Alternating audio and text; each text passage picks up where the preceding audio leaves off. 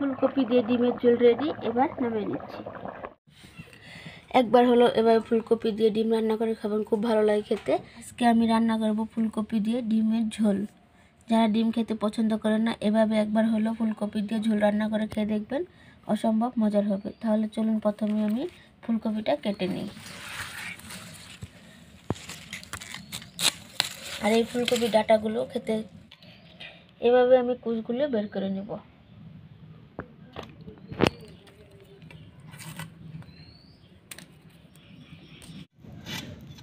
একটা দেখুন নতুন আলু, এবার আমি ছুলে নিয়েছি, এবার কেটে নিচ্ছি।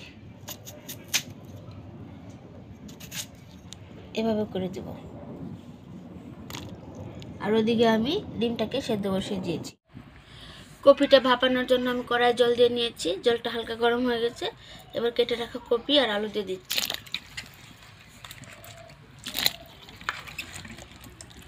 এবার আমি ডিমগুলি ছুলে নিচ্ছি।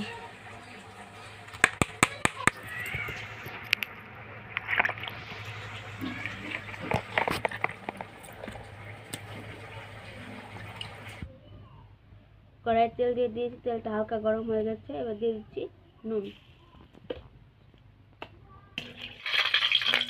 এবার দিয়ে দিচ্ছি হলুদ,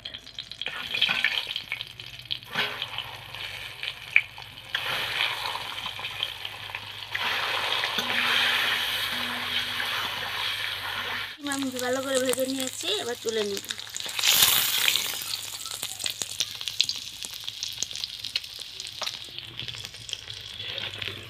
ডিমগুলো আমি ভেজে তুলে নিয়েছি। এবার ফোড়নের জন্য দিয়ে দিচ্ছি তেজপাতা আর জিরা।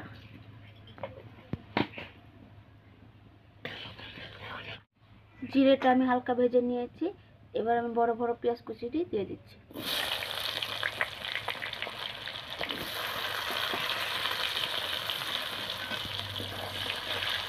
পেঁয়াজটাকে হালকা ভেজে নিয়েছি। এবার দিয়ে দেবো লঙ্কার গুঁড়া, এবার দিয়ে দেবো হলুদের গুঁড়ো,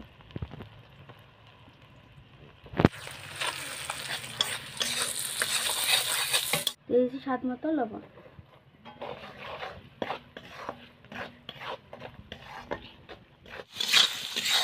খুব সুন্দর করে আমি মশলাটা ভেজে নিয়েছি।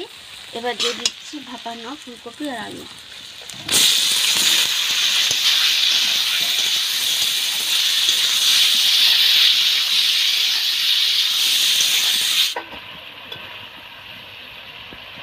দেখুন কত সুন্দর হয়েছে। ফুলকপি আলুটা খুব সুন্দরভাবে আমি কষিয়ে নিচ্ছি। খুব সুন্দরভাবে কষিয়ে নিয়েছি, দেখতে পাচ্ছেন তেল উঠে গিয়েছে উপরে। এবার আমি দিয়ে দিব জল।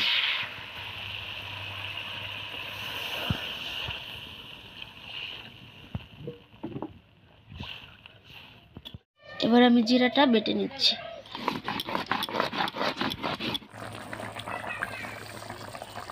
চুলটা অনেকটাই ফুটে উঠেছে। এবার আমি দেব ভেজে রাখা ডিম।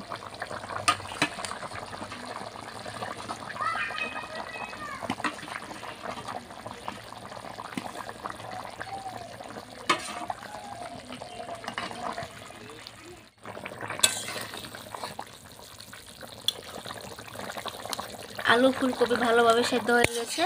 এবার দিয়ে দেবো 4টা চেরা কাঁচা লঙ্কা।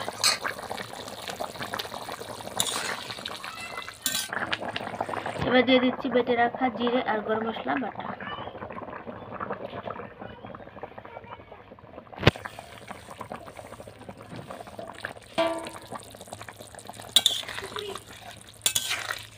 দিয়ে দিচ্ছি ধনিয়া পাতা কুচি।